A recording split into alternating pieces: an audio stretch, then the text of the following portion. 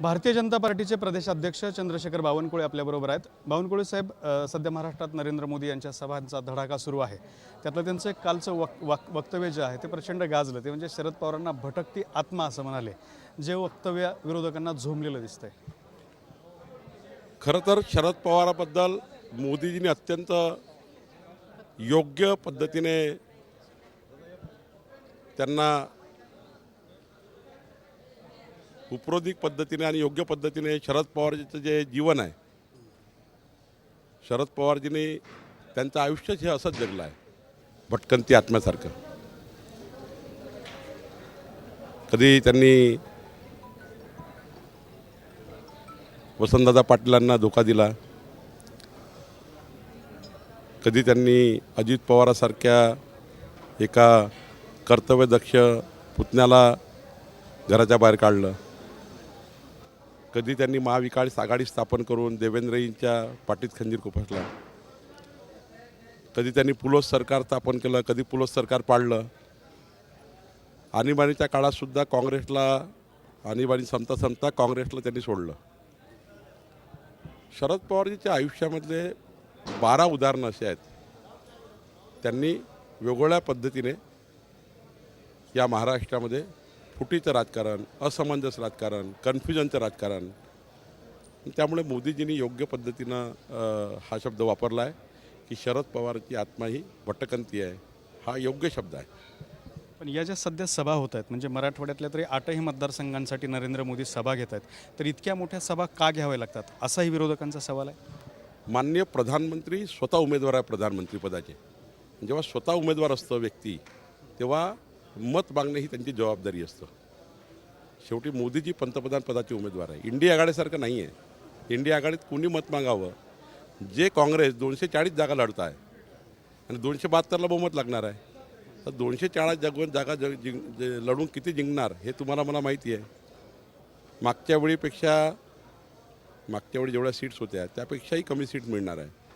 आणि मोदीजी स्वतः हे तर आपल्याकरता अहोभाग्य आहे, महाराष्ट्राकरता, आमच्याकरता, सर्वांकरता, जनतेकरता, की पंतप्रधान सर्व जिल्ह्यात जात आहे, सर्व लोकसभेत जात आहे, तिथला विकासाचा विषय समजून घेत आहे, विकासाच्या विषयाला चर्चा करतात आहे, शेतकऱ्याकरता चर्चा करतात आहे.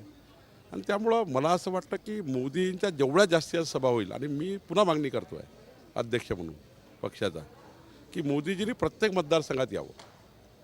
माझा जो पहिला पत्र मोदीजींना होतं की तुम्ही सर्व मतदारसंघात यावं, अशी मागणी पक्षाची होती आणि ती त्यांनी सन्मानाने स्वीकारली आहे.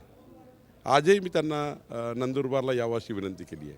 आजही त्यांना दिंडोरला यावं अशी विनंती केली, नगरला यावं, बीडला यावं. शेवटी महाराष्ट्राची जनता मोदीजीवर प्रेम करतं, महाराष्ट्राची जनता मोदींच्या मागे उभी आहे. आणि त्यामुळं मला वाटतं की मोदींच्या ज्या सभा आम्ही मागतो आहे आणि तेच आम्हाला प्रतिसाद देत आहे, ते जनतेला प्रतिसाद देत आहे. प्रत्येक आज तुळजापूरला येऊन, आज धाराशिवला येऊन त्यांनी समजून घेतलं आहे. अजून काही पुढच्या काळात काय केलं पाहिजे 24 ते 29 त्यांच्या वचननाम्यात घेतल्या बाबी आणि पुढं करायच्या बाबी त्यांनी समजून घेतल्या. मला वाटतं जेवढे मोदीजी फिरतील, जनतेचा, नागरिकांचा जास्त फायदा होईल. शेवटी मोदीजी प्रधानमंत्री होणार आहे, हे तर काळ्या दगडावर पांढरी रेघ आहे, हे आपल्यालाही माहिती आहे, आपणही मत देणार आहे. त्यामुळं मला वाटतं की मोदीजी खूप वेळा यावे अशी जनतेची इच्छा आहे. आता विरोधी पक्षनेते अंबादास दानवे ते म्हणाले की भारतीय जनता पार्टीच्या पायाखालची वाळू सरकल्या, त्यामुळे मोदींच्या एवढ्या प्रमाणात सभा घेतल्या जात आहेत. अहो, मागच्या वेळेशी उद्धव ठाकरेंनी, अंबादास दानवेजी उद्धव ठाकरेंची 18 निवडून आले ना, हे मोदींचा फोटो लावून निवडून आले. त्यांच्याकरता मोदीजींनी खूप सभा घेतल्या आहेत. आणि आत्ता मोदीजी त्यांच्या बॅनरवरून हटले आहेत, आता इकडल्या महायुतीच्या बॅनरवर आहे. मोदीजी आता महायुतीकरता, आमच्या सर्वांकरता मत मागत आहे. आता उद्धव ठाकरेंना माझं खुलं चॅलेंज आहे. उद्धव ठाकरेंना खुलं चॅलेंज आहे की त्यांनी 18 जागा निवडून आणाव्या मशालवर. मोदींचं नाव घेऊन, मोदींचे भाषणं करून तुम्ही 18 जागा निवडल्या होत्या, आता 18 आणाव्या. नाहीतर मग दुकान बंद करावं, कुलूप लावावं, दुकान बंद करावं. उद्धव ठाकरेंनी चॅलेंज स्वीकारावं, नाही तर दुकान लावावं, बंद करावं आपलं. ठाकरेंनी काल एक बोचरी टीका केली भारतीय जनता पार्टीवर. ते म्हणाले की जर लस नरेंद्र मोदींनी शोधली तर मग त्यावेळेला संशोधक गवत उपटत होते का? उद्धव ठाकरेची मानसिक स्थिती काही चांगली नाही आहे. त्यांना एखाद्या चांगल्या हॉस्पिटलमध्ये दाखवण्याची गरज आहे. ते देवेंद्रजीवर अत्यंत खालच्या भागात टीका करतात आहे. जो मुख्यमंत्री 2.5 वर्ष महाराष्ट्राने बघितला नाही, ज्या मुख्यमंत्र्यांनी उद्धव ठाकरे असताना मराठवाडा वॉटर ग्रीडला स्टे दिला, जो मुख्यमंत्री उद्धव ठाकरे मंत्रालयात फक्त 2.5 वर्षात 2 दिवस आले, जे उद्धव ठाकरे विधानमंडळात 2 दिवस आले 2.5 वर्षामध्ये, 14 कोटी जनतेचं ज्या दिवशी कल्याण करायचं होतं, तुम्ही पेन वापरला नाही, तुम्ही त्याच्यावर सह्या केल्या नाही.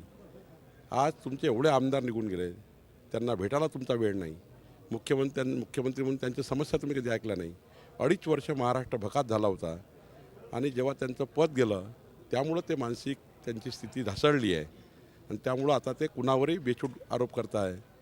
एकडे मोदींच्या नावानं 18 खासदार निवडून आले, त्याच मोदीजींना ते आता महाराष्ट्रामध्ये शिव्याशाप देऊन फिरतायत. पण महाराष्ट्राची जनता ही मोदीजीला मत देणार आहे. तुम्ही जसं म्हणालात की यावेळेला मागच्या वेळच्या इतक्यासुद्धा काँग्रेसच्या जागा निवडून येणार नाहीत, याचा अर्थ तुम्ही याही वेळेला देशाला विरोधी पक्षनेता भेटू देणार नाहीत? ते मला कुणालाही काही फार मोठं आव्हान द्यायचं नाही आहे. पण मोदींच्या मागे जनता उभी आहे, मोदींच्या मागे महाराष्ट्र उभा आहे, मोदींच्या मागे भारत उभा आहे. आणि ज्या पद्धतीने मोदीजींनी विकसित भारताचा संकल्प केला आहे, 2024 आणि 29च्या पुढच्या 5 वर्षाकरता जो मोदीजींनी महामानव डॉक्टर बाबासाहेब आंबेडकरांच्या जयंतीच्या दिवशी जाहीरनामा दिला. मोदीचा जाहीरनामा केव्हा आला? मोदींचा वचननामा केव्हा आला? 2024 ते 29चा वचननामा हा बाबासाहेब आंबेडकर जयंतीच्या दिवशी आला आहे आणि त्यामुळे त्याला महत्त्व आहे. त्या महत्त्वाला लोकांनी स्वीकारला आहे, वचननामा स्वीकारला आहे आणि वचननाम्याप्रमाणे ज्याप्रमाणे 14 आणि 19मध्ये मोदीजींनी वचननामा पूर्ण केला, 24चा वचननामा हा पूर्ण करून मोदीजी देशाला अजून मोठं मजबूत स्थान देतील.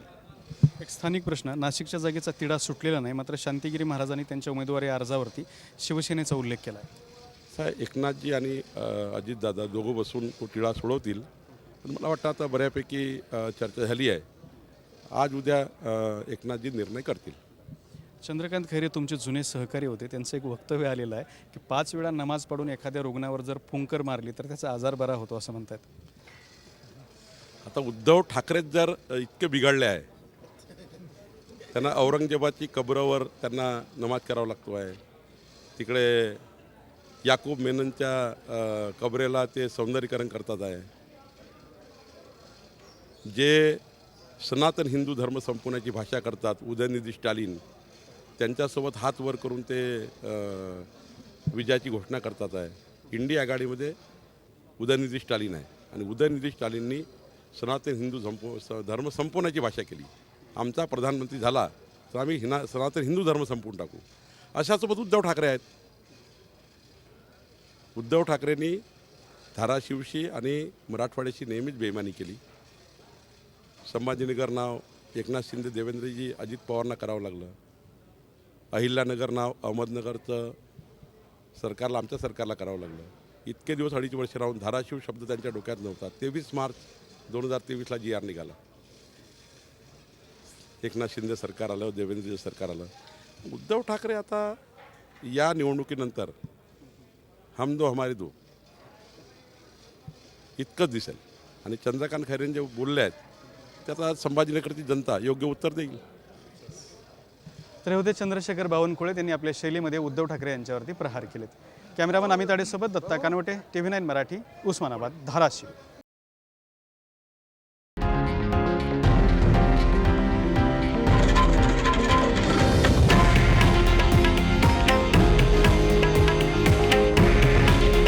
हे आहे देशातील नंबर 1 न्यूज नेटवर्क आणि आपण पाहत आहात TV9 मराठी. काळजी तुमची, हित महाराष्ट्राचं.